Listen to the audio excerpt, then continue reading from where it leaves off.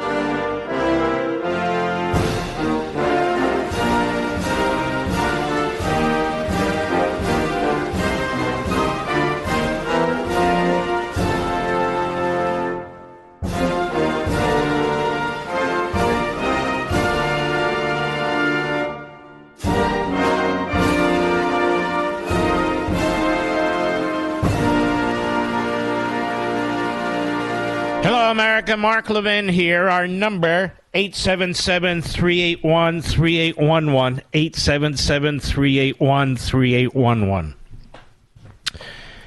Despite efforts to intimidate me by some of the Democrat Party media platforms out there, I will continue to make my points about the Constitution, including the following. The decision on January 6th that was before the House of Representatives and the U.S. Senate, that is Congress, with the Vice President serving as President of the Senate, overseeing the counting of electoral votes, is purely 100% a political matter. There is no place whatsoever, none, for prosecutors, FBI investigators, or anybody associated with the federal law enforcement. None. The decision about quote-unquote fake electors, the decision about going back to states, any potential decisions about how to handle the electors or the election belongs to the United States Congress. There is simply no role built into the Constitution. None. For branches of the executive branch to make determinations about the conduct of the campaigns of the candidates. There's a difference between flat-out graft, bribery, understandable crimes, payoffs, and so forth and so on to influence an election. But there is no constitutional authority, no standing whatsoever for an attorney general, for a U.S. attorney, for a special counsel to be conducting grand jury proceedings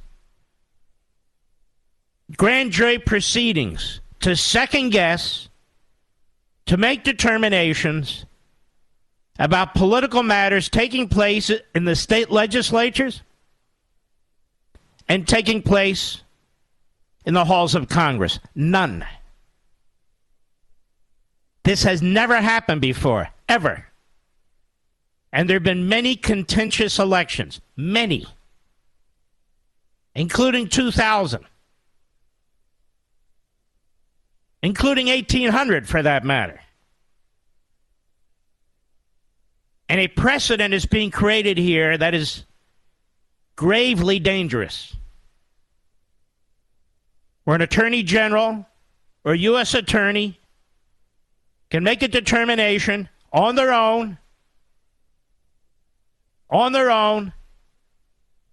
to impanel a grand jury to call witnesses, to subpoena documents, to determine to the satisfaction of the U.S. attorney, or in this case, the special counsel, overseen by an attorney general, on whether they believe a law was violated. And the laws that they're referring to were never passed by Congress in contemplation of anything like this. That is, that they would be used under any circumstances connected to or associated with an election. And the way the media continue to frame this, which if there was an effort to overturn the 2020 election, is nothing but propaganda. When Democrats in 2000 went to the floor, demanded recounts, demanded that the votes out of Florida not be counted, what was that?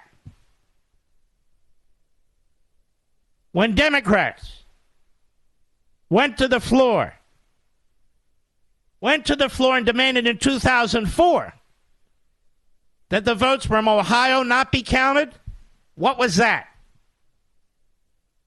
When Democrats went to the floor in 2016 and insisted that the election of Donald Trump should be voided because of so-called Russian influence, what was that? When there was an effort in this country, and this battle went all the way to the Supreme Court, to try and persuade Republican delegates to flip to the Democrat presidential candidate. What was that? When there was an effort in 2000 to endlessly litigate in the most partisan counties in Florida, to bring these cases to the Supreme Court of Florida, which was all Democrat, to overturn the election laws that had been passed by the state legislature and signed by the governor. What was that?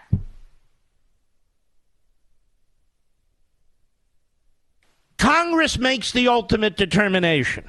Congress could have even overruled the U.S. Supreme Court in Bush versus Gore, because Congress has the final say, uniquely so, importantly so, crucially so, when it comes to determining in the end who the president and the vice president of the United States will be.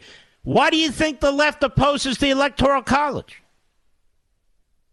There's a process that's set up. A U.S. attorney, an attorney general, special counsel, call them whatever you want, they can't intercede in that process to make determinations if they're uncomfortable with efforts that were taken with other electors potentially.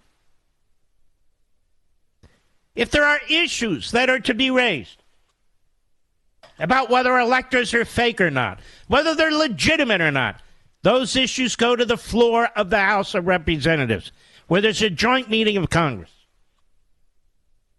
And those issues are decided by Congress. That's the Constitution.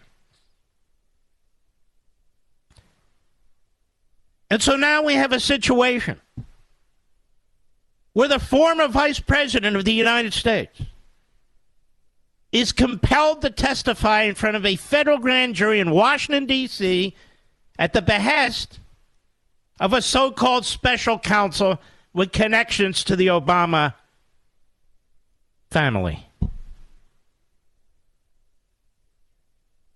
And he wants him to testify against Trump.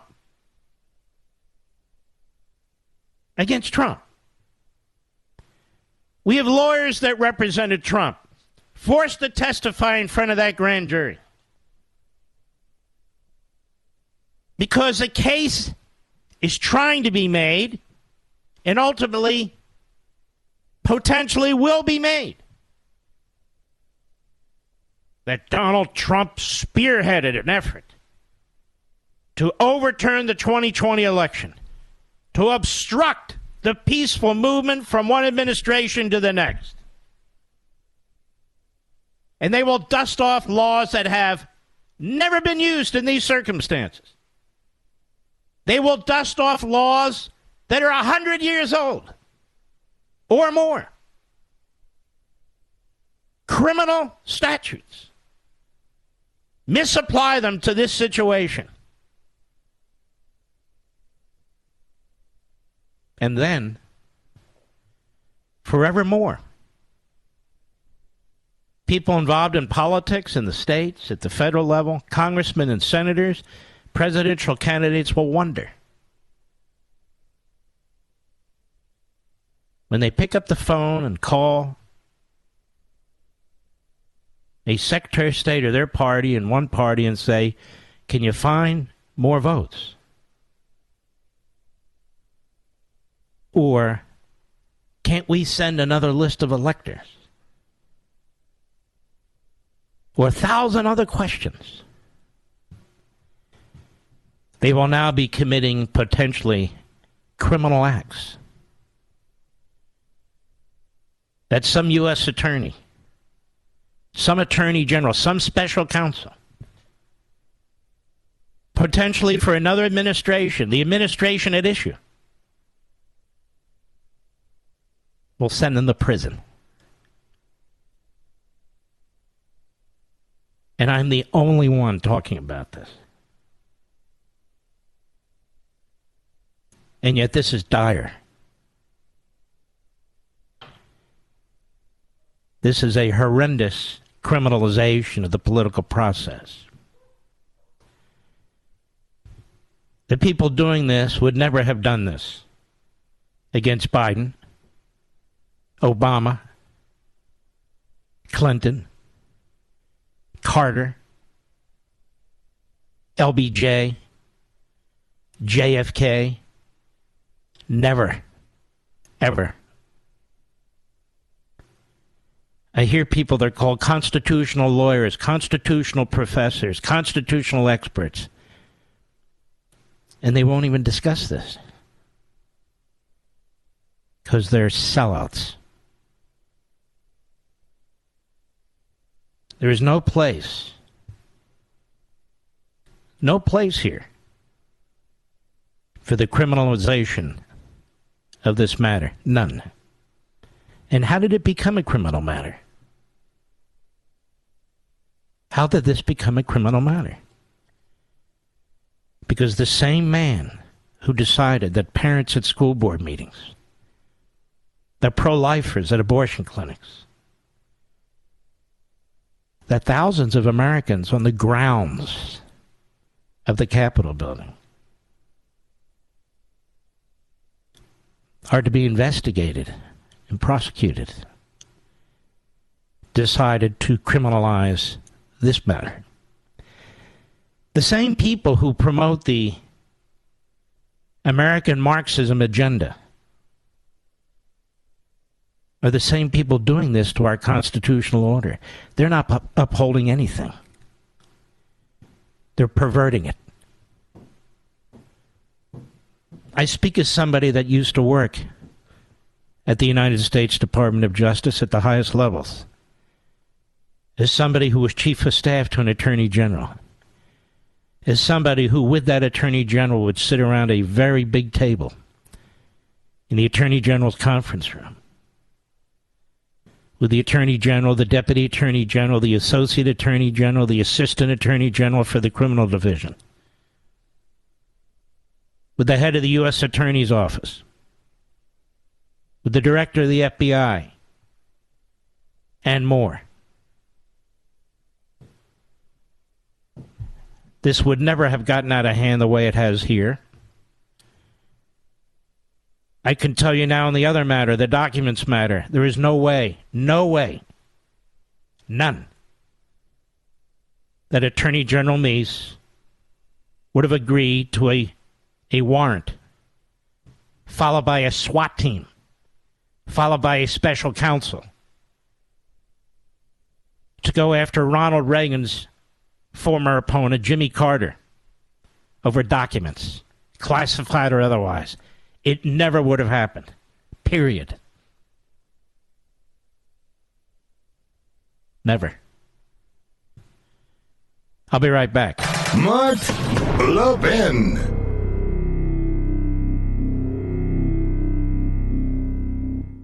Let me ask you, what the heck is going on with the banks? These bank failures are absolutely nuts. How are we supposed to find sanity in this mess? And I was talking with Augusta Precious Metals, and they said tons of people are buying gold to protect their retirement savings right now. I think it's more important than ever to own gold. And guess what? If you have $100,000 plus saved for retirement, Augusta will actually pay you in pure gold to learn how gold IRAs can protect you. Reach out to Augusta Precious Metals today and get started with gold. If you're worried about the bank failures, this is something you can do for yourself. Just call 877-4-GOLD-IRA to learn how to protect your retirement and get your free gold coin.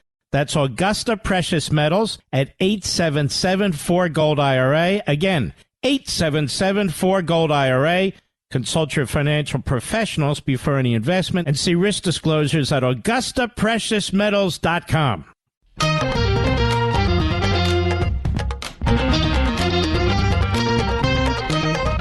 Of course, when the Constitution was ratified, there was no Department of Justice, no Attorney General, no U.S. attorneys, none of it. The framers of the Constitution would never have contemplated a situation like this to be resolved by unelected individuals who effectively, certainly ostensibly, worked for the candidate of the opposing party. What people are not saying today, as this story broke about Mike Pence's appearance before this grand jury, is Mike Pence is a potential candidate for president of the United States as well.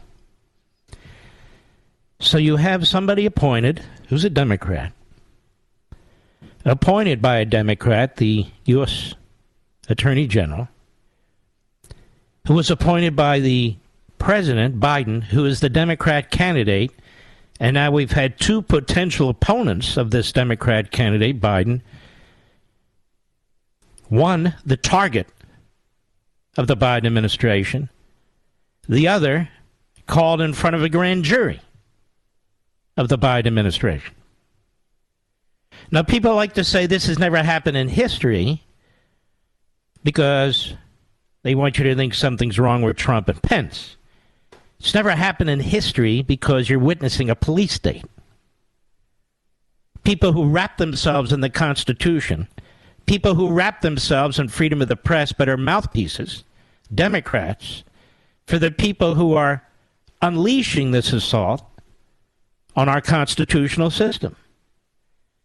Number one, Trump should not be under investigation. Congress makes the determination, and Congress did make the determination. And the presidency was given to Biden. And number two, the vice president, the former vice president, shouldn't be involved either. Let me ask you, what the heck is going on with the banks? These bank failures are absolutely nuts. How are we supposed to find sanity in this mess? And I was talking with Augusta Precious Metals, and they said tons of people are buying gold to protect their retirement savings right now. I think it's more important than ever to own gold. And guess what? If you have $100,000 plus saved for retirement, Augusta will actually pay you in pure gold to learn how gold IRAs can protect you. Reach out to Augusta Precious Metals today and get started with gold. If you're worried about the bank failures, this is something you can do for yourself. Just call 877-4-GOLD-IRA to learn how to protect your retirement and get your free gold coin. That's Augusta Precious Metals at 877-4-GOLD-IRA. Again, 877-4-GOLD-IRA. Consult your financial professionals before any investment and see risk disclosures at AugustaPreciousMetals.com.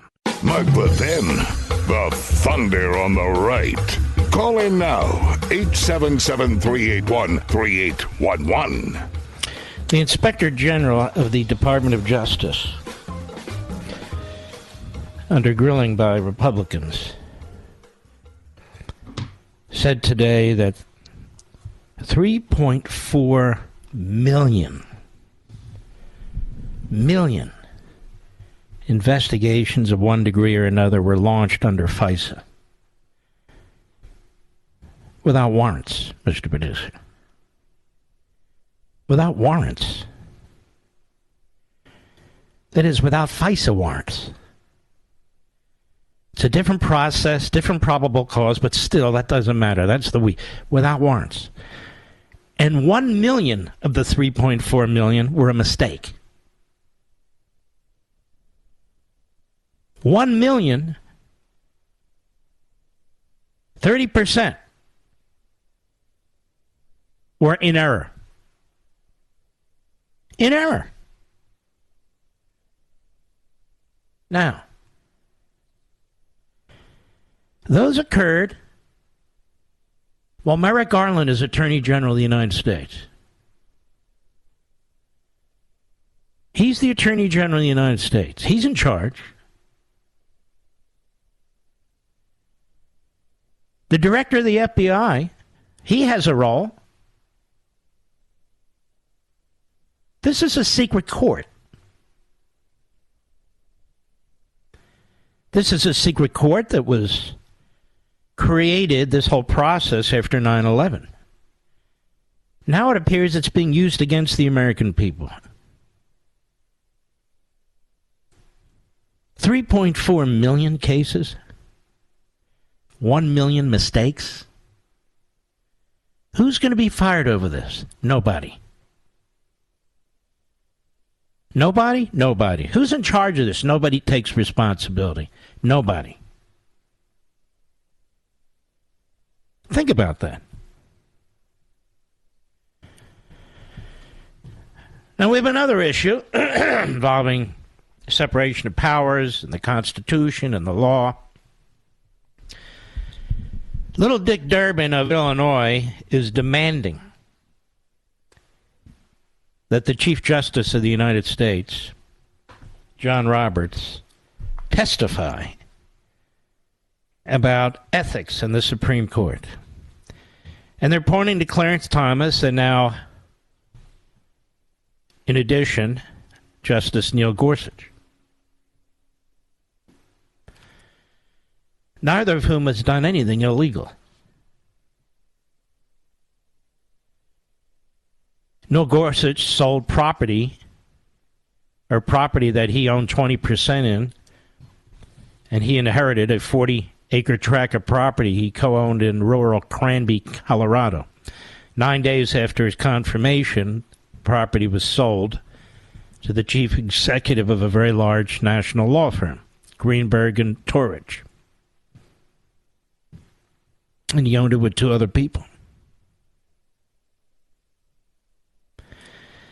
And that law firm has had, I see Politico here says has had, I believe it's 12 cases in front of the Supreme Court since Gorsuch has been on the court. Gorsuch has voted in favor of the clients or the position taken in amicus briefs by the law firm in 8 cases and against them in 4 cases. Actually, it says they've had 22 cases. But in any event, 12 of the cases are recorded. So the point is this. Does that sound like somebody who's been bought off? Sounds like a perfectly reasonable 8-4 outcome. So they don't actually have any evidence that anything was wrong. There's not even an appearance of a conflict, really. You sell your property, you sell your property. The same applies to Clarence Thomas. The various vacations, the various vacations, as well as property sale. There's simply no causal connection between an unethical act and, in the case of the Thomases, their friendship with this gentleman, And in the case of Gorsuch, this law firm. We've got DNA evidence, the equivalent of DNA evidence, linking Joe Biden and his family to $31 million in communist Chinese money. And millions of dollars in money from other foreign entities and front operations. Millions. And little Dick Durbin of Illinois has no interest in that. Now, does he have the power to subpoena the Chief Justice or any of the justices to appear before Congress? Well, of course he has the power to subpoena them. Are those subpoenas enforceable? That's the question. And the answer is no. Now, why is the answer no? Because they're co-equal branches of government. And while Congress has broad oversight authority to make legislation, that authority is not absolute. Think of three circles between pretend you're Kamala Harris. I forget what she calls these charts, but think of three circles. Venn diagrams. Think of Venn diagrams. Don't think of Kamala Harris. Those little areas that overlap, that are shaded between the three branches, that's where the conflict lies. A lot of times you can make out fairly clear black and white areas where one has authority over the other and so forth and so on. Just as the Supreme Court says, hey, we can rule on virtually anything, but we won't. You have to have standing. But even more than that, they have the political doctrine that they say that we're not going to get involved in things that involve the political activities of the Congress and the president and so forth. So they pull back. They don't cross that line. It's the same with Congress. Congress is not free to intimidate Supreme Court justices. They're not free to do that, and yet Democrats in Congress are desperate to do it. I can assure you that the leftists on the court, Jackson, Sotomayor, all the rest of them, they will not be called before Congress. But if they are by Republicans, then you see, then the entire nature of the Supreme Court has been destroyed. You need a lot more than what Clarence Thomas has done and Neil Gorsuch has done to destroy 250 years of tradition. You need a hell of a lot more than this. And this is what I mean when I talk about what this Democrat Party is doing as applies to the Electoral College in the last election. They've jumped the shark. And they want to jump the shark here with the justices. They're trashing the Constitution. They can talk about ethics all they want. And property sales and vacations and on and on and on. They literally are destroying or might destroy separation of powers. That's where their mindset is. That's why they attack the Electoral College. That's why they try to populate the Supreme Court with like-minded ideologues. That's why they want to destroy the filibuster rule. That's not constitutional per se, but it's a rule that's been in place for a very long time. That's why they don't secure the border and ignore the immigration laws. That's why they do what they do. Power. So no, I would argue, they can't enforce a subpoena against these justices. Not on this basis, or these bases, no. And ultimately, who would decide that anyway? You see, this is something the framers just figured, that we'd have at least some men and women of virtue. We have an entire party, the Democrat Party, that's virtueless. And then the next question. Why does little Dick Durbin of Illinois have no interest in the corruption involving Joe Biden and his family? Why isn't he holding hearings on the failure of Garland to appoint a special counsel? He is the putative head of the Judiciary Committee in the Senate because Dianne Feinstein doesn't know where the ladies' room is. So they gave it to the munchkin here. And this guy, Durbin, I've told you before. Remember Senator Thompson, Mr. Producer? Tennessee. Fred was a good friend. Fantastic man. He told me he got along pretty much with all the senators but Durbin. Because Durbin's word was not Durbin's word. He was dishonorable. And this is the guy now who's trying to torpedo the court. Now I would tell the justices, get your paperwork in order. Everybody else has to. But that doesn't mean anything they did is unethical or immoral or criminal or subject to congressional oversight. But if they feel they can bring the Chief Justice in or Associate Justices in, then they should feel just as strong in their arguments in bringing in Joe Biden to testify. But nobody would even try that, would they? I'll be right back. Mark Levin.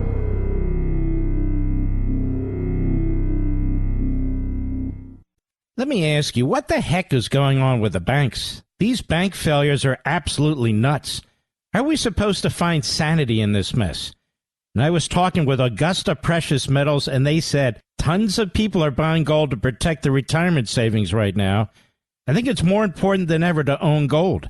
And guess what? If you have $100,000 plus saved for retirement, Augusta will actually pay you in pure gold to learn how gold IRAs can protect you. Reach out to Augusta Precious Metals today and get started with gold. If you're worried about the bank failures, this is something you can do for yourself.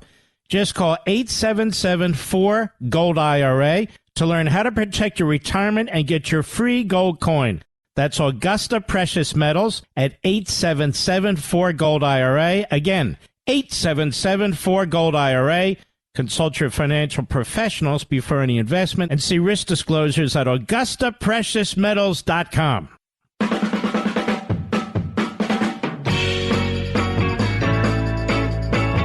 This has basically been Constitution Hour, and we've got one more that I want to fit in before next hour. This is from Just the News, John Solomon's excellent site. An extraordinary move, Trump lawyers ask Congress to intervene in classified documents controversy. The legal team led by Timothy Parlator sent a letter to House Intel Committee Chairman Mike Turner and the Gang of Eight congressional leadership declaring the unprecedented FBI raid on Mar-a-Lago last August was unnecessary and shielded Congress from being alerted to a lax National Archives and Records Administration security system that boxed up classified documents with mementos and shipped them to Florida compound without regard to protecting national secrets. Follow this? The solution to these issues is not a misguided, politically infected, and severely botched criminal investigation, but rather a legislative solution, Parlator and his colleagues wrote to Turner. DOJ should be ordered to stand down, and the intelligence community should instead conduct an appropriate investigation and provide a full report to this committee as well as to your counterparts in the Senate. So what they're saying here is, hey, look, the National Archives boxed this stuff up. And they threw classified documents in there with other documents in the same boxes with mementos and so forth. And they sent them to Mar-a-Lago. Why did you open the Biden administration opened a criminal investigation? They're the ones who boxed it up. Now, this is new information. They're the ones who put the documents in there. They're the ones who sent it to Mar-a-Lago. Why is there a criminal investigation being launched against me? Now, Bill Barr would say, well, they wanted him back and you wouldn't give him back. And so they had every right to get a warrant and a SWAT team. Ed Meese would say, no, they didn't. That's not how we conduct ourselves. That's not how any administration has conducted itself prior to this one. Any attorney general, any U.S. attorney. So no, we would not do that. The letter levels some of the Trump camp's harshest criticism of federal prosecutors, now led by Jack Smith, the phony special counsel, and the National Archives, suggesting they've tried to orchestrate a scandal and prosecution that would hide the failures of federal bureaucracy and office, even Jimmy Carter's facilities. They mentioned Carter's facilities, Biden's home, but they did this to Trump. They said deficient document handling and storage procedures are not limited to any individual administration or political party. A legislative solution by Congress is required to prevent the Department of Justice from continuing to conduct ham-handed criminal investigations of matters that are inherently not criminal. Well, they're 100% right about that. That's why you keep hearing, this is a first in American history. Exactly. Oh, yes. Alvin Bragg, that's a first in American history. Oh! Presidents taking documents, including classified documents, is not a first in American history. The way this was handled was a first in American history by the Biden administration. I know what Ed Meese would have done. He would have picked up the phone, if it were Carter as an example, and said, Jimmy, Mr. President, we need the documents back. I've got careerists over here who hate you, who want to go to court, get a warrant, want to send a SWAT team in and do all these other things. We're not going to do that. Let's just get this done, blah, blah, blah, blah. Apparently, Bill Barr wouldn't do that. Apparently, Bill Barr would do exactly what Merrick Garland would do. He'd be the first attorney general in American history to abuse his authority like this, I suppose. And that's what I believe it is. You got a lot of power as Attorney General of the United States. U.S. attorneys have a lot of power. That doesn't mean you exercise it in every instance. You got to use your head. And just because you don't like your former boss, and maybe you have reasons not to like your former boss, doesn't mean you act like a schmuck. And I'll end it on that note. All right, that was Constitution Hour. I actually hadn't planned it, but I decided to do it as I got started here. Got a lot more left. I hope you'll stick with us. I'll be right back. This segment of the podcast is exclusively sponsored by Pure Talk. Pure Talk offers great coverage and can save your family money on your wireless bill every single month. Go to puretalk.com to find the plan that's right for you. Thank you again for listening, and thank you so much for this sponsorship, Pure Talk. He's here. He's here. Now, broadcasting from the underground command post, deep in the bowels of a hidden bunker, somewhere under the brick and steel of a nondescript building, we've once again made contact with our leader, Mark Levin. Hello, America. Mark Levin here. Our number, 877-381-3811, 877-381-3811. You know, the other day we talked about regulations. By the way, I spilled my bottled water on my chest, ladies and gentlemen. It looks like I'm... What does it look like, Mr. Producer? It looks like it's time for the baby to be fed. Does Biden do that? No, I was taking that. These plastic bottles are very, very thin. So, and I don't blame them. I mean, I guarantee you by the end of the Biden administration, listen to this, they're going to ban bottled water. They don't want us using plastic. So they'll ban bottled water. It's just a matter of time. They can do anything. You know, they'll just say climate change, it contributes to climate change. And so we're going to ban bottled. You know, once you have the foundation built for a police state based on air and water and climate, there are no limits. That is the evil genius behind this. You wrap everything in health and safety and welfare. So once you claim that you have the power to regulate the air, the water, and the climate for the sake of the people, of course, then you have your police state. Then you have your police state. Then you have your ability to replace capitalism with economic socialism. You have your ability to degrow, if you will, the economy. You have the ability to reach into the bedroom. Remember, stay out of the bedroom, except you. But otherwise, they reach into the bedroom, they reach into the kitchen, they reach into the laundry room, they decide what kind of HVAC system you can have, dishwashers, dryers, washing machines. And they're doing that. They're driving the costs up through the roof. They're making it extremely difficult for working class people to acquire these things, to upgrade these things.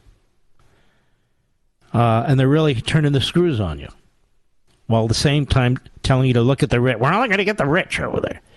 And yet all these things are affecting you. Now they get to decide what kind of car you're going to have. You're not going to have a car with a combustion engine and that uses gasoline. They're going to put them out of business. And so these massive manufacturers, what a bunch of cowards, by the way, automobile manufacturers, they're shifting to electric, and you don't want them. So they're losing billions and billions of dollars. 6% of the cars on the road are electric. You don't want them, even though they're giving $7,500 or something like that. It's a subsidy that's going to run out. And so they decided, we've handled this the wrong way.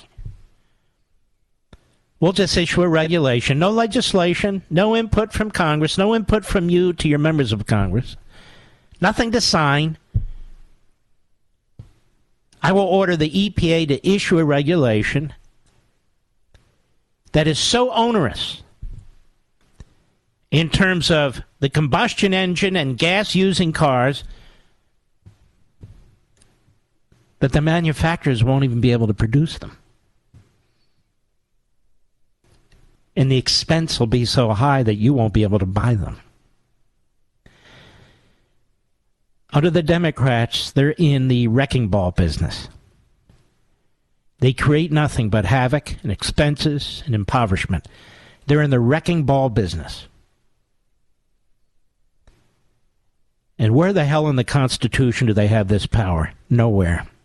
They talk about insurrections. You're living through one. You're living through a nonviolent, quiet insurrection. People affecting your lives, your lifestyles, your income, your budget, and they don't have any blueprint that demonstrates that there's an end to this. It's going to be never ending. And it's going to be a huge failure. So everything's to feed off this electrical grid that is not strong enough, doesn't produce enough electricity for everything to feed off it. You see what's happened in California. Once the wealthiest state, the most prosperous state, and it's now a state that's regressing, moving back to the feudal system in the Dark Ages. We have a king by the name of Newsom and a bunch of clowns around him by the name of the state legislature, having a grand old time themselves and imposing their power and their will on the people of the state. As the demographics of the state keep changing, as productive people keep leaving, and people on the dole keep coming in. That's what's happened. Killing their tax base, so they keep raising taxes. Handing off power to these environmental kooks with college degrees, advanced college degrees, who run these committees, these little Politburos that make all these decisions, much like the EPA. So the EPA is now in the business of determining what kind of house you can live in, what kind of automobile you can have, what kind of washing machine you can have, what kind of dryer you can have, what kind of dishwasher you can have, what kind of automobile you can have, and they're going to keep at it. Gas stoves, oh, that's not good for you. Oh, really? Gas stoves? Yes, climate. We got to worry about the climate. And you have idiots on TV like the Today Show, Al Roker. More home runs are hit because of climate change. The stadiums are smaller. The ball's more jacked up. That's why they're hitting more home runs. Has nothing to do with climate change, you idiot. But that's the genius of this. That's the genius. You don't have to prove anything. You just say it. Oh my God, there's a hurricane. And when you're in the middle of a hurricane, it's the worst hurricane you've ever seen. Why? Because you're in the middle of it. That's why. What happened to the dinosaurs, Mr. Producer? They disappeared. Were there automobiles back then? Gas stoves? And the idea that the incandescent light bulb, which is cheap, right, compared to an LED, more attractive compared to an LED, that an incandescent light bulb will save the earth is so insane, it's not even funny. It's insane. A gas stove, for your own good. I'll worry about my own good. Can you name the name of the administrator of the EPA, ladies and gentlemen? Off the top of your head, can you? I can't. Can you, Rich? Can you name the name of the deputy administrator of the EPA? Can you name the name of the associate administrator of the EPA? Can you name 5 people in senior positions in the EPA? Most of us can't. In fact, 99.9% of us can't. And yet they run our lives. Who are these people? Where did they get all these expertise from? They didn't. They're driven by ideology. That's all. In fact, can you name the top 5 people at the Department of Agriculture? Can you name the top 5 people at the Department of Justice? Can you name the top 5 people at the Department of Energy? Can you? How about the Department of Commerce? No. Who are they? That's just 20 people I've asked. No. And look at the power they have over us. Was this intended? No. We do not live in a country that was established by the Constitution I'm holding in my hand. We just don't.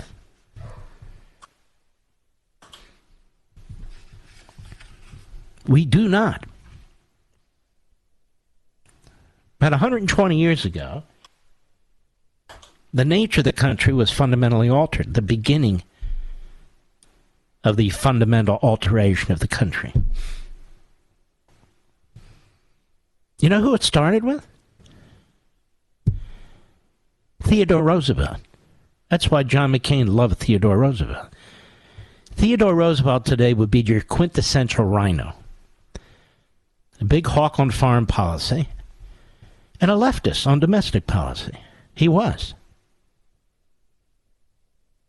And I've written about this in Rediscovering Americanism. Woodrow Wilson, Franklin Roosevelt, of course, and the history goes on in modern American history. I just point this out to you folks. We were told that we could never be energy independent, and we achieved it through our technology, our advances in fracking. Then we were told fracking was polluting the water system, water wells, which it was not. Now we're told you must abandon all fossil fuels, period, and rely on the sun and so forth, which does not produce enough energy for this country. And it's extraordinarily complicated, if not impossible, to get energy from solar panels and then move them into the economy and so forth in any large-scale way. And Joe Biden keeps putting deadlines out there, 2030, 2040, 2045, 2050. They just keep doing this. They're destroying the industrial heartland of America.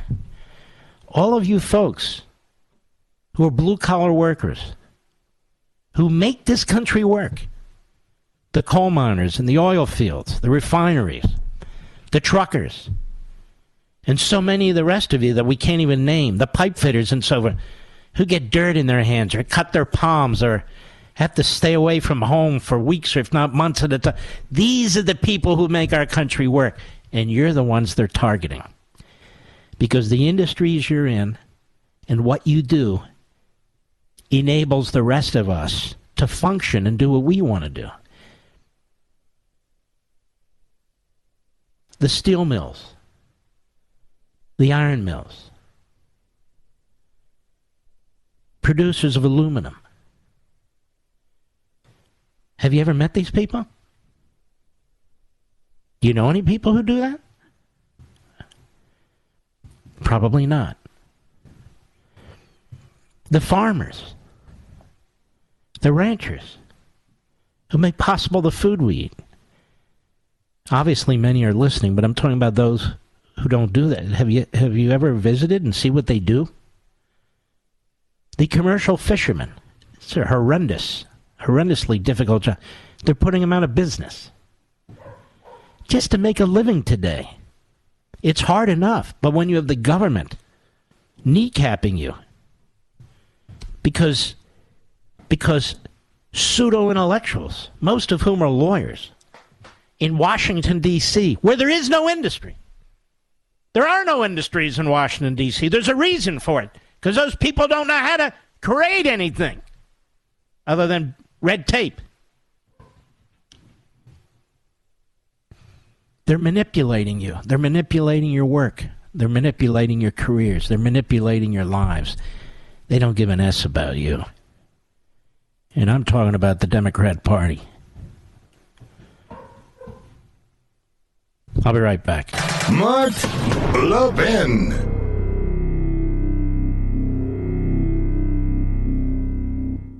Don't fall for the free phone deals from Verizon, AT&T, or T-Mobile, folks. Just another trick to lock you into a long-term contract that's going to cost you a fortune every single month. Instead, get a brand new iPhone 12 from Pure Talk for just $12 a month at 0% interest, no contract. Cancel or leave anytime. Get a new iPhone, ultra-fast 5G service, and cut your cell phone bill in half. That's why I'm a Pure Talk customer. That's why you should be, too. You can switch right now at puretalk.com in as little as 10 minutes. Choose from a variety of unlimited talk and text plans starting at $30 a month with plenty of high-speed data, all backed by a 100% money-back guarantee. Go to puretalk.com, enter promo code Levin Podcast, Levin Podcast, and you'll save 50% off your first month. An iPhone 12 for $12 a month and save on your monthly bill. puretalk.com, promo code Levin Podcast. Restrictions apply. You can see the site for details. David Greenfield over at Front Page. Biden is going to double the cost of electricity. How many Americans can afford to pay twice as much for their utilities? Americans can't afford to buy food, so Biden decided they also shouldn't be able to heat their homes during the winter. After a so-called environmental measure that would prevent a majority of the country from being able to afford new cars, Biden is now going after their power bills. The latest EPA proposal would mandate carbon capture on these power plants. Remember, we talked about this. A study by MIT showed that carbon capture raises the cost of electricity from 30 to 50%. 30 to 50%, depending on the type of plant. Another study by Australia's Institute for Energy Economics and Financial Analysis showed that prices could actually climb as high as 95% to 175%. Now imagine your power bills doubling. That'll be the final blow for millions of Americans. Biden's corrupt inflationary spending broke the economy and sent prices soaring. State environmental regulations in California and New York and other leftist areas increased the cost of electricity. Last year, 1 in 6 homes had fallen behind on their utility bills. A survey found that a third of households were cutting back on food and medicine to be able to heat their homes. With more than 20 million households struggling, Biden decided to deliver the killing blow. His administration's illegal carbon capture mandates, because Congress hasn't agreed to any of this, would hike electricity costs 30% to 175%, as I just explained. And utilities will be forced to pass the cost of this expensive so-called green tech to their customers, just as they're already being crushed under the burden of expensive and unreliable solar and wind systems. How many Americans can afford to pay twice as much for the utilities? Not only would Americans pay more for the privilege of carbon capture power, but the power plants would produce less power. Louisiana's Cleco utility warned that its carbon capture experiment would cut power production by 30%. Pay more, get less. That's carbon capture. Brownouts, blackouts. That's green energy. Like most green technologies, so-called, carbon capture is a scam. That's not just a conservative position. Even the most fervent environmentalists, including Greenpeace, which calls it the Great Carbon Capture Scam, and the Sierra Club have said it doesn't work. A Stanford study found that carbon capture actually increases air pollution. A UC Berkeley study found that carbon capture would double water use, which would be environmentally catastrophic in Southern California and other water-limited areas. Carbon capture is unpopular with both conservatives and environmentalists. Why is the Biden administration so determined to impoverish Americans, using a plan that both sides agree is bad? You know why. It's to take down the country. While carbon capture is a hypothetical technology that, like most green tech, doesn't work, it does fulfill its primary purpose of making it too expensive for consumers to use power. Carbon capture technology doesn't actually change anything about the environment, but it makes conventional gas and coal plants too expensive to operate. These are connivances. These are really pernicious efforts. It's the same with destroying the automobile. You regulate them out of existence. Killing conventional gas and coal plants, you regulate them out of existence. I'll be right back. Don't fall for the free phone deals from Verizon, AT&T, or T-Mobile, folks. Just another trick to lock you into a long-term contract that's going to cost you a fortune every single month. Instead, get a brand new iPhone 12 from Pure Talk for just $12 a month at 0% interest, no contract. Cancel or leave anytime. Get a new iPhone, ultra-fast 5G service, and cut your cell phone bill in half. That's why I'm a Pure Talk customer. That's why you should be, too. You can switch right now at puretalk.com in as little as 10 minutes. Choose from a variety of unlimited talk and text plans starting at $30 a month with plenty of high-speed data, all backed by a 100% money-back guarantee. Go to puretalk.com, enter promo code Levin Podcast, Levin Podcast, and you'll save 50% off your first month. An iPhone 12 for $12 a month and save on your monthly bill. puretalk.com, promo code Levin Podcast. Restrictions apply. You can see the site for details. Nobody says it better than Mark Levin. I'll go with what Mark Levin said, because nobody could say it better. Call in now at 877-381-3811. Well, if men can get pregnant, I must be lactating. I have all this wetness on my chest here. Actually, it's water. I spilled it. Isn't the world nuts? You get into arguments with people over whether guys can get pregnant because they chop off their genitalia. I mean, is that not sick? You can't call men and boys. Or women and girls? It's insane. And who are all these clowns that think they can dictate the language to us? Who are all these buffoons who think we should ignore real science, biology, and embrace their idiocy, their insanity? I want to tell you a quick story. Last night, my wife, Julie, was a participant. She's a member of an organization. And they met with the superintendent of the Fairfax County school system, which is right next to Loudoun County. In any event, the subject was, in part, the horrendous anti-Semitism that is taking place in Fairfax County schools, particularly their high schools. And it's gotten very, very ugly.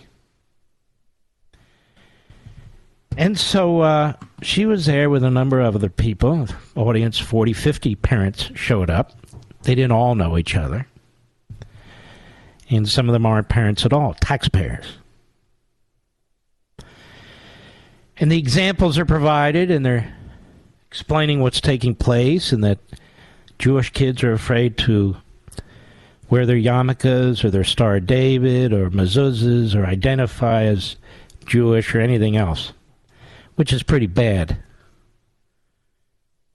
2% of the population of the United States, over 50% of the hate crimes. And these things are going on in the Fairfax County school system. It's the biggest school system in the state, one of the biggest in the country. In fact, it's one of the biggest non-city counties in the country. In many ways, it's the tail that wags the dog politically around here. And so the superintendent is listening and says virtually nothing. There's almost no reaction out of the superintendent of the Fairfax County school system, except when my wife speaks out. Not about anti-Semitism. She speaks out and she says, we should be and we're supposed to be a colorblind society. Colorblind. And the superintendent got very motivated then. The superintendent said that we don't talk that way about a colorblind society. That degrades minorities. And my wife was booed by some of the audience for talking about a colorblind society. Because as we know here, we've talked about it and I've written about it, if you believe in critical race theory, you cannot believe in a colorblind society. Everything flows through race, oppressed and oppressor. So the argument today is that a colorblind society and those who advance it are white supremacists because they will not accept black identity or brown identity or yellow or red identity. And it's part now of the effort of the white dominant society to oppress everybody else. And of course, my wife mentioned Martin Luther King in his I Have a Dream speech.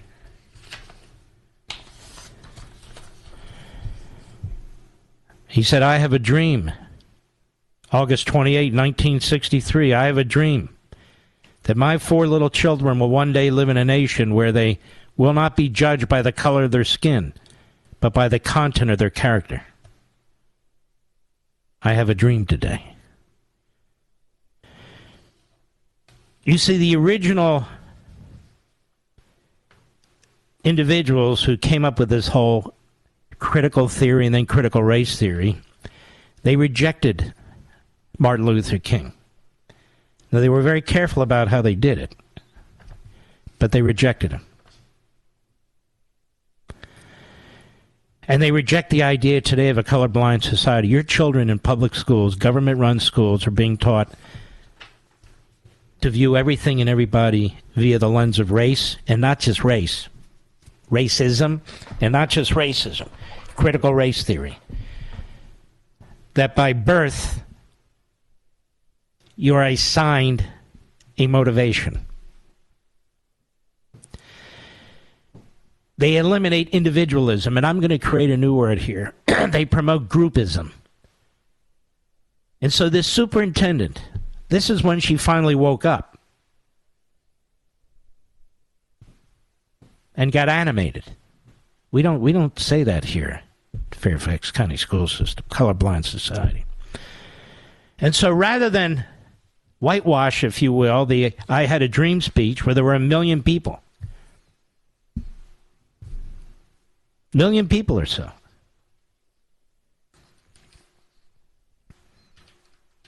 who came to listen at the Lincoln Memorial to Martin Luther King and what he had to say. Now the Marxists twist his words. Well, he didn't mean colorblind in that sense. No, he meant what we mean today in critical race theory. This whole movement, DEI, ESG, CRT, these are all Marxist, racist movements, and they are grounded now in large corporations, in virtually every school district in America, and in many of your homes. You're hearing this pablum. You're hearing this pablum. So the Fairfax County school system, the biggest school system in the state of Virginia, despite the election of Youngkin and the others, we don't use we don't use the phrase colorblind. We don't do that here because that has racist connotations. Here we have a national holiday, Martin Luther King's birthday. We can all listen to his speech. We can all read his speech, and he had many. But that was the big one. I Had a Dream, and he practiced for that speech for a long time. Gave speeches like it all around the country, and he practiced. He said, I practiced that speech before I came to Washington to give it. And if he said that sentence, that one sentence, content and character, judged not by the color of their skin, today, he would be trashed. That's the truth. And in Fairfax County, that's forbidden. We don't talk like that. And I suspect if you ask any superintendent of any school system, you'll get the same crap. I'll be right back. Mark Levin.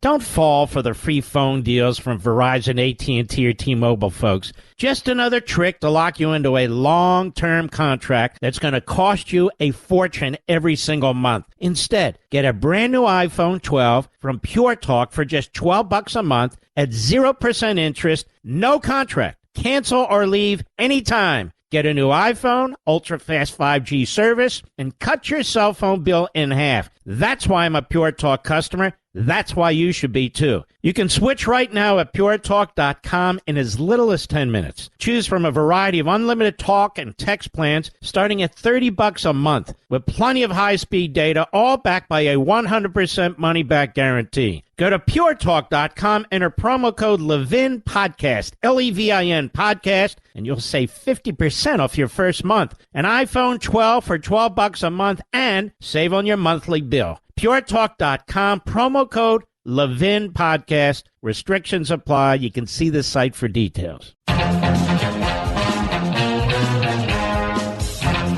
More specifically, the superintendent of the Fairfax County school system said that she couldn't agree.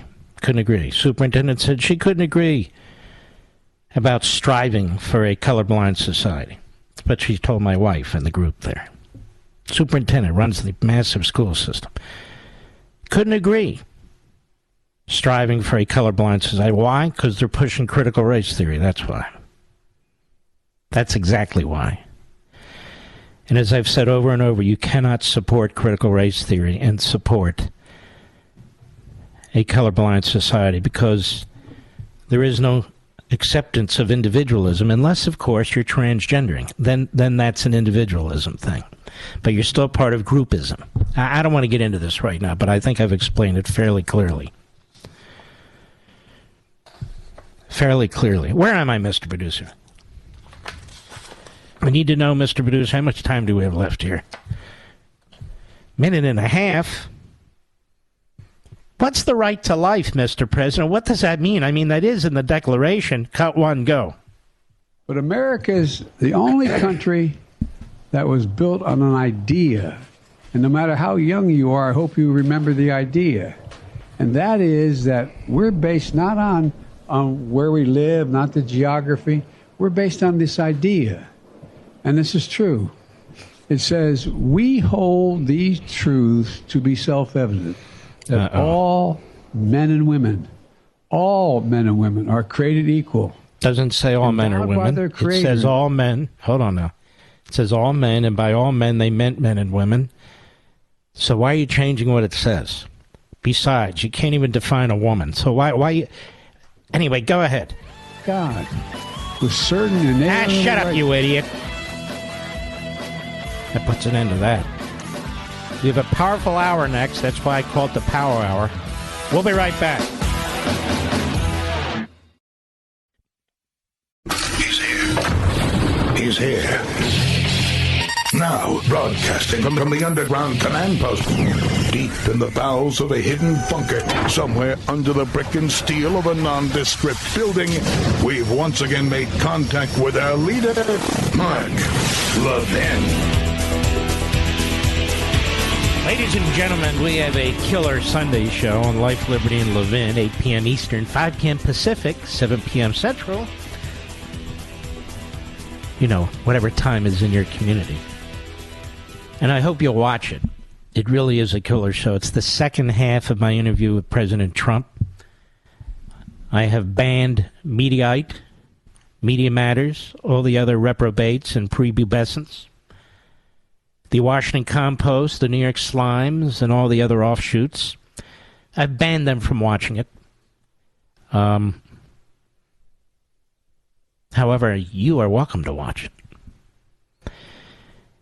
Now, the first part of the program, I'm going to do my opening statement. Well, have nothing to do with President Trump, but I think you're going to find it remarkable. In fact, we're going to do something we've never done on the program, and I don't think it's ever been done on Fox, actually, including a video I want you to see. So, as always, it's a very substantive show, a very interesting show. You know, the first time the show came out, you might remember this, Mr. Producer. Media Matters said it was the most boring show on TV. Remember that? It's the number one show Sunday night. There is a columnist out there called Ross Douthat. Isn't that his name, Mr. Producer? Douthat, whatever. Used to write at National Review. I think he used to work at Heritage. It really doesn't matter. But he's at the big times now. He's at the New York Times, the Holocaust-denying, Stalin-supporting, Castro-promoting New York Times. For some reason, people think that's cool. And he writes this piece about our friend Tucker Carlson. But he can't resist taking a shot at yours truly. You know, it's amazing. People who write about me, they've never talked to me. They've never met me. Clearly, they don't listen to the show on a regular basis. And so they promote their own, viewpoint. They project. So what he says is, in my case, the reason I support Trump is because the audience did. How many times have I talked to you about issues where you disagreed with me? Many, if not most of you, disagree with me on Ukraine. Do I switch my position on Ukraine? No.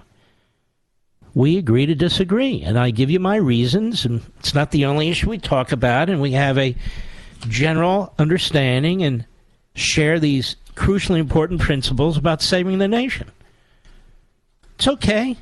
Everybody in the family, all the friends, they don't all agree with me either. It's okay. Many of them do, some don't. So what? I tell people why I think what I think, where I'm coming from. How would I even know what my audience thinks on the whole? How would I know? We don't take polls. We don't take surveys.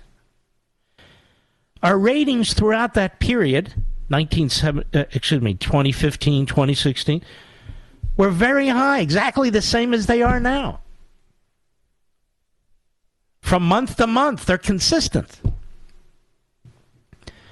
Whether I supported Ted Cruz in the primaries, after he lost, I supported the nominee, Donald Trump. I was very hard on Donald Trump. Donald Trump spoke to me. I spoke to him several times at his request. He gave a speech in Gettysburg that I thought was a hell of a speech that no Bush could ever give, or no Romney could ever give, or no Chris Christie could ever give. So it wasn't about me following the audience.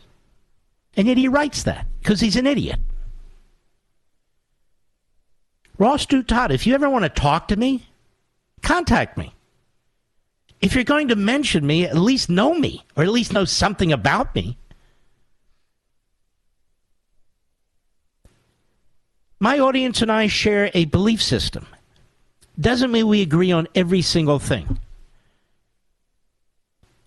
Justice Scalia and Justice Thompson shared a belief system. Justice Thomas shared a belief system. But they didn't agree on everything because their belief system might take them to a different position on a case here and there. But they were coming at it from the same place. That's what we do. But I guess if you write at the New York Times, you have to, well, you have to trade in oops, I almost said it, Mr. Producer. You have to trade in BS. You have to trade in ideas that don't even exist, in prejudices and so forth. It's also interesting. I am a constitutional conservative. I've spent 20 years on the air explaining it. I've written 9 books, 8 of which explain it. So how does that make you a right-winger? A right-winger. You see, they steal the language. You're a right-winger if you actually believe in the founding governing document. You're a right-winger if you actually believe in individualism over groupism. You're a right-winger if you actually take on the New York Times and the Washington Post. You're a right-winger. Now, they use that phrase and that term right-winger because it reminds you of what? Fascism. So you must be a fascist. You're a right-winger because you don't agree with us. That's how it works. You must be ultra-MAGA. Ultra-radical extremist right-wing MAGA. That's what you are. I figured it out. Yeah. We don't know what the hell they're talking about. They don't know what the hell they're talking about. Anyway, don't miss Sunday's show. If you think you might miss it, you can DVR it. Set it up right now, tonight, to record it on Sunday. And watch it if you wish. I think you're going to enjoy it a lot. It's very substantive, very important. And the thing I do with Donald Trump is about half hour of the program, is I let him speak. And this is what angers them. And when he speaks, you learn more about him. You learn about how he thinks, how he puts ideas together. I'm not projecting my views onto Donald Trump. And in the case of the left, their hatred onto Donald Trump, where they try and trip him up or call him names or so forth and so on. That's not what I do. And that's not what I'm going to do. I'll be right back. Mark Levin.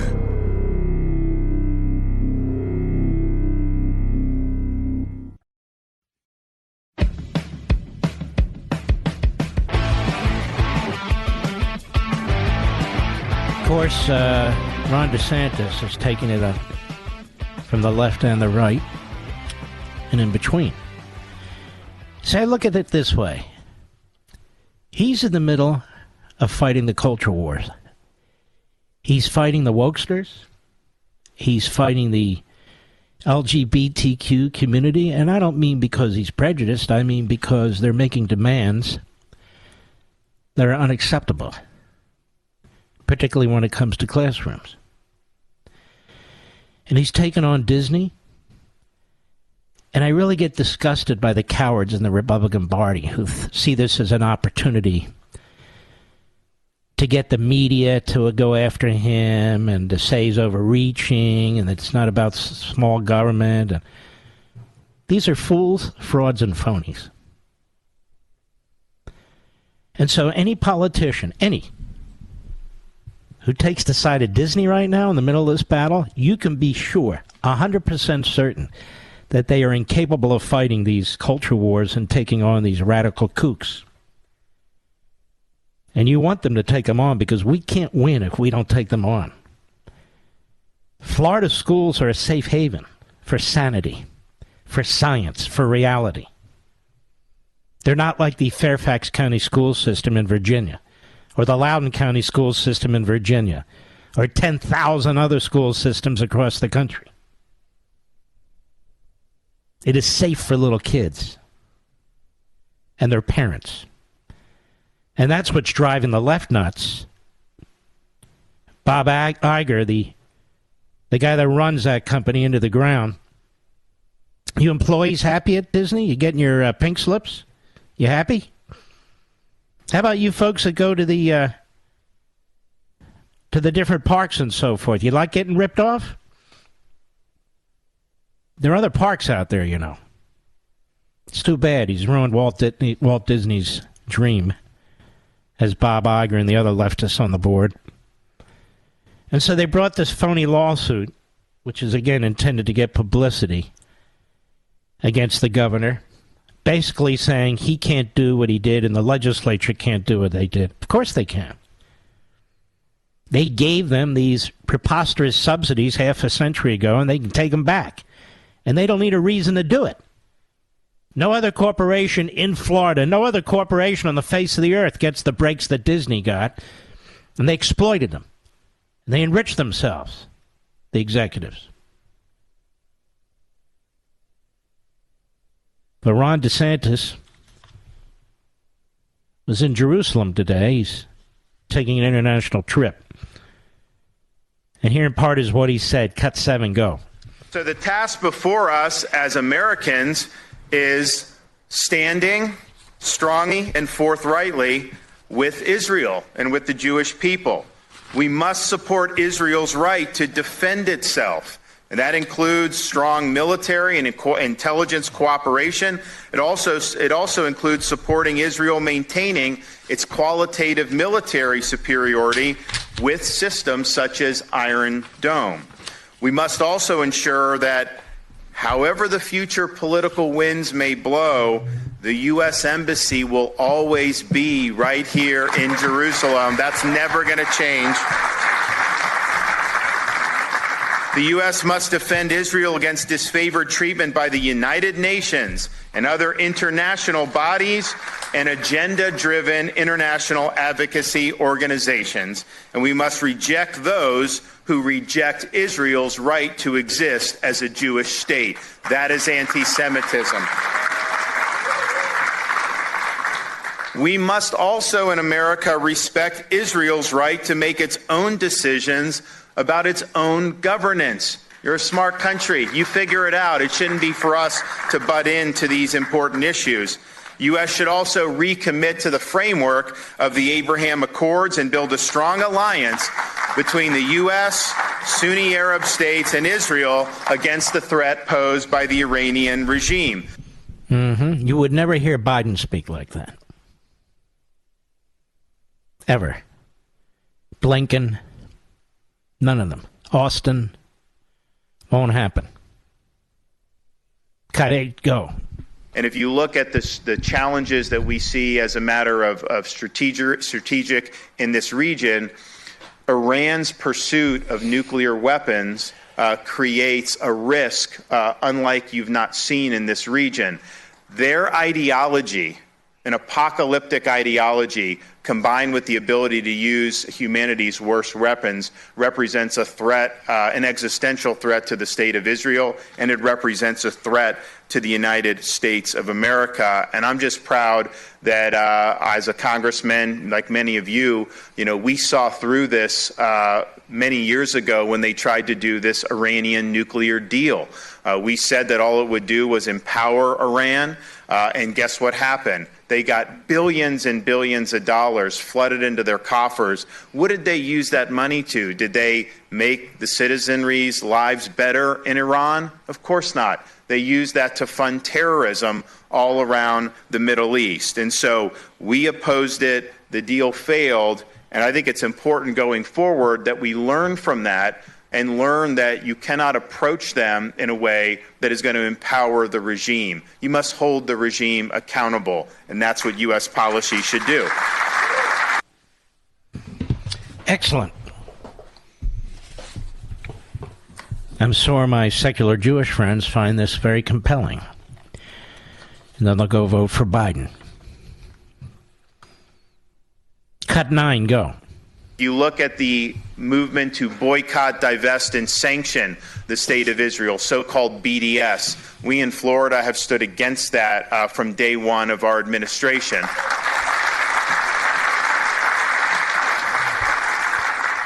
It's fine to criticize policy of any government. You can criticize Israel policy. You can criticize the state of Israel.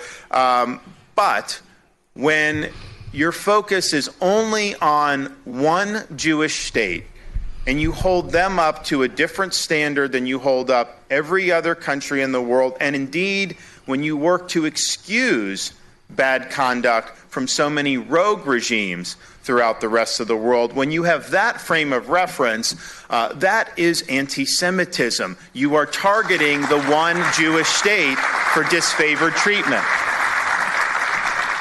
So in Florida, we made it very clear, even before I took office, this was when Airbnb was going to penalize folks here in Israel, and we made it very clear that that's not going to stand with the state of Florida. We made clear that in Florida, BDS is DOA, and we proceeded to make sure that our pension funds would not be investing in any of these companies. So we put Airbnb on our disfavored companies list, and guess what? They reversed the policy. What we did worked. And then there was a press conference afterwards, and we'll just play a little piece of this. Cut 10, go. Governor, during your time at Guantanamo, did you witness any incidents? No. So stop here. The question is, and we'll go back to the top. Governor, during your time in Guantanamo, did you witness any incidents? What does that have to do with anything? God, the media are just so sleazy. Go ahead. Governor, during your time at Guantanamo, did you witness any incidents? No, not all. That's BS. No, totally BS. Governor, did you say you were present during proceedings? Is that who said that? Detainees have told us. How would they know me? Okay, think about that. Do you honestly believe that's credible? So this is 2006. I'm a junior officer. Do you honestly think that they would have remembered me from Adam? Of course not. They're just trying to get into the news because they know people like you will consume it because it fits your preordained narrative that you're trying to spin. Focus on the facts and stop worrying about narrative. He is a smart dude. He really is smart. That was perfect. And he's exactly right, too. Why are you bringing this crap up? And the other thing I would say is, you're relying on terrorist detainees who were involved in 9/11? For making an accusation? And you're regurgitating it to me? Our media. Boy, do they suck. I'll be right back. Mark Levin. Making conservatism great again. Dial in now. 877-381-3811. Okay, Mr. Producer. Where's my phone? I can't find it.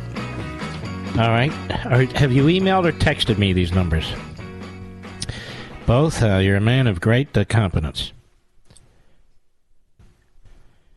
Bay Area, California, Mark, the great KSFO, or as we call it, KISFO. Go right ahead, please. Good evening, the great one. How are you? Very well. How are you, sir? I called about, I'm great. I'm called about my electric and gas bill already being too high. In October of last year, it was $85, and it's been over $240 ever since. Jeez, I live by myself in an 800-square-foot home, and I'm wondering what's going on. I can't afford to pay anymore. That is unbelievable, because California is the petri dish. It's the experiment. And if they can do it in California, they figure they can do it anywhere. California, quite frankly, used to be the most vibrant state of all the states. People wanted to go to California. I wanted to go to California, and I did for a period of time. It was the state of opportunity. It was the state of Reagan and Duke Majan and Pete Wilson. It was really an entrepreneurial dreamland. And that's why you had Silicon Valley there and so many things there. Then eventually you had Schwarzenegger, who blew it big time and moved left because they lost some of the votes there on the various ballot measures. And the Democrats have run that state ever since, and they have run it into the ground. They have super-duper majorities in the legislature. You've got a really stupid liberal there as your governor. You can see Kamala Harris was the attorney general, dumb as they come. You have a whole line of these reprobates. And all they have to do is get on the ballot. So they took the most vibrant state in the union and destroyed it. It's like San Francisco. Certainly one of the prettiest, if not the prettiest city in the country, and they've turned it into a hellhole. They took Los Angeles. People loved living in and around Los Angeles. Our number 2 city. They utterly destroyed it. And I could go on and on and on. The border's wide open. And the economic situation there is dire. The taxes are the highest in the country. That state in New York, it was never like this before. I mean, the tax revolt in the late 70s started in California. And so forth. So it's really a shame. And so California has brownouts and blackouts more and more substantial than any state in the union. Water shortages more substantial than any state in the union. More government control than any state in the union. Your utility bills are through the roof because they will not build any more electro power plants there. In fact, they're shutting down hydroelectric plants. They don't allow any more nuclear power there. There's no real drilling taking place other than the areas that have been grandfathered in. And all of this stuff that they're not ready for, solar and wind and all, they're not ready for this stuff. All of this is why your utility bill is through the roof. It's crazy. I'm a single dad, and I'm trying to pay for 2 kids' college tuitions, and I'm not asking for any free money from anybody. It's so sad. Maybe it's time to get the hell out of there. I'm stuck. Mark. A couple more years. Yeah. Isn't that sad? Isn't that sad? I'm really sorry for you, buddy. I apologize. What am I apologizing for? I'm apologizing that you have to live around these damn fools. All right, you take care of yourself. It's too bad, isn't it? All right, let's continue. Let us go to Anthony. Queens, New York, the great WABC. Anthony, please go right ahead. Hello, Mark. I've listened to you for a long time. You are fantastic.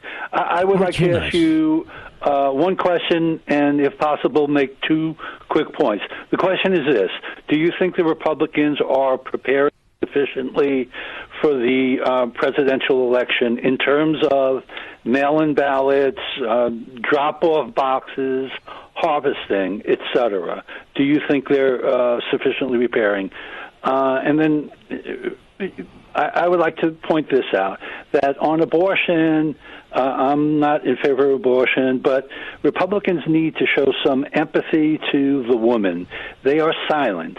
And I know most of my friends are Republicans, and they are empathetic because of the fact that when you get down to it, it is unfair that the woman bears most of the burden of bearing a child.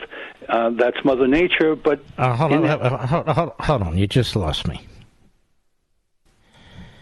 It's unfair that the woman bears most of the whatever for bearing the child? Is that what you said? It is what I said. What do you mean it's unfair? Well, I'll retract the word unfair and say that the empathy... It's unfair that men get prostate cancer. Well, maybe I used the wrong word, but my point is that they need to show... All right, listen to me. Listen to me. We need to show more empathy toward women, you say. In other words, we need to support abortion. That's what you're saying. Many of us are married. We love our wives. We have empathy. And we have wonderful marriages. Or we have mothers, and we have empathy, and we have a wonderful relationship with our mothers, or we have daughters or sisters, and we have wonderful relationships with them. You sound like a liberal to me. In other words, what you're saying is, either you agree with me on abortion or you're not empathetic toward women. Well, you're not empathetic toward babies. Yes, but you didn't let me complete the thought. But their empathy, and but their empathy cannot extend to the point where you dismember fetuses, and empathy cannot extend that far. And suctioning out the baby's brain, the empathy cannot extend that far. But it is no small fact that the female bears much more of the burden of the pregnancy. Well, the female bears the entire burden of the pregnancy because guys can't get pregnant. Okay. Okay. But if you're like my wife, and you're not, you know what I mean. What I'm saying is, she considered birth and babies to be not a burden, but a wonderful, wonderful thing. A beautiful thing. The vast majority of women in this country do not get abortions. I'm not passing judgment on anyone who does. I'm saying the vast majority of women in this country do not. The vast majority of human beings in this country, whomever they are, whatever they are, do not support partial birth abortion. If the baby is viable, most Americans don't. Most Democrats in Congress do. And when an amendment was proposed, I think it was by Ted Cruz or somebody, to the Democrat bill that allowed abortion at any point and outlawed every single state regulation, including parental notification for minors, an amendment was proposed to save babies when there's a botched abortion, and every single Democrat except Manchin voted no. That doesn't sound like empathy to me for human life. So rather than talking about women and men, why don't we talk about human life? Because that's human life. I'll be right back. Mark Levin.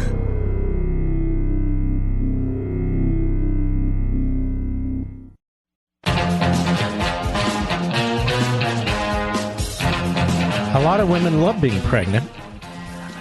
I know my wife Julie did. It's not a burden. It's a blessing for an awful lot of women. Then you have men who who pretend to be pregnant. I don't know what's going on there. Why do we have to accept every mental issue out there and then sort of embrace it? It's like, wait a minute. It's like a freak show. I'm sorry, I'm saying what everybody's thinking. Guy can't get pregnant. Oh, yes, they can. Are you out of your mind? Oh, no, I'm not. Can you define a woman? I need a biologist. But she's the first black woman. Wait a minute. She can't define who she is? The whole thing is nuts. And I refuse to participate. I refuse to participate. What do you think of that? You know, when I'm in Florida and I drive down the main drag there, there's a billboard. There's a billboard near Stuart, Florida, and then there's one near Palm Beach, Florida. Anyway, it's this slip and fall lawyer. I don't know his name, although I should. He runs commercials endlessly. You know, they run these commercials in Florida, these lawyers do. You can't do it in Virginia, thank God. And one lawyer looks sleazier than the next. Anyway, this guy's up there. He's got two lawyers next to him, I guess. And he brags about recovering $1 billion. He's mostly a personal injury attorney. $1 billion. I think I said $1 billion. Also, if you drive on Ocean Drive or this A1A, Palm Beach, West Palm Beach, North Palm Beach, along the ocean, and you look to the left and you see these mansions. I'm talking about north of Mar-a-Lago. Say, who the hell must own these places, Mr. Producer? A lot of them were class action lawyers in the cigarette litigation cases. Oh, yeah, it's true. Slip and fall, personal injury attorneys make a lot of money. I don't mean all of them, but a lot of them make a lot of money. And then there's the ambulance chasers. You know, those guys, too. Then they get elected to Congress, and they know how to run the country. All right, who else do we have, Mr. Producer? Let's see here. We have Danny in Atlanta, Georgia, XM Satellite. Danny, how are you, sir? I'm good. How are you? Very well, sir. Go right ahead, please. I tell you what, I will say this to you. I appreciate what you do. I think you're sincere. I think you do a good job. Now my question is, why don't you and Hannity and all these other people hold some of these idiots' feet to the fire who get on your show and all the other shows and they talk about, we're going to do this and we're going to do that, and boy, if you elect us... Well, a couple things. First of all, we don't have these powwows, you know, where we all get together and say, hey, you know what, we're all going to hold this guy accountable. We have our own programs. We work for different companies. We have our own substance and our own audience. That doesn't mean you don't listen to other audiences and so forth, but that's not what we do. I'm not part of the PTA or the PTO or some Republican club or something like that. That's number one. Number two, I have the power to call people out. I have the power to check people. I have the power to give my opinion about people. I don't have the power to hold them to account. There's nothing I can do when you folks or other folks elect these people and send them to Washington other than to tell you and the rest of the country what they're doing and who they are. There's nothing else I can do. I don't have any legal authority. I can't physically go to Capitol Hill and drag them out by the collar. There's nothing else I can do. And what I typically say to somebody who calls me like this is, what are you doing? Atlanta, what are you doing? Yeah, what I'm doing is getting are you everybody part of that Convention of States? What are you doing? Part of a Tea Party group? What are you doing? You get my point? Well, I'm involved in... no, I get it, but I guess what I don't understand is that the Republicans don't do anything. All right, that's not my job. I'm not Republicans don't do, so Mark must do. Unfortunately, I'm out of time. I want to salute all of you heroes out there, all you folks in my audience. I want to thank you very, very much. And I'll see you tomorrow. God bless.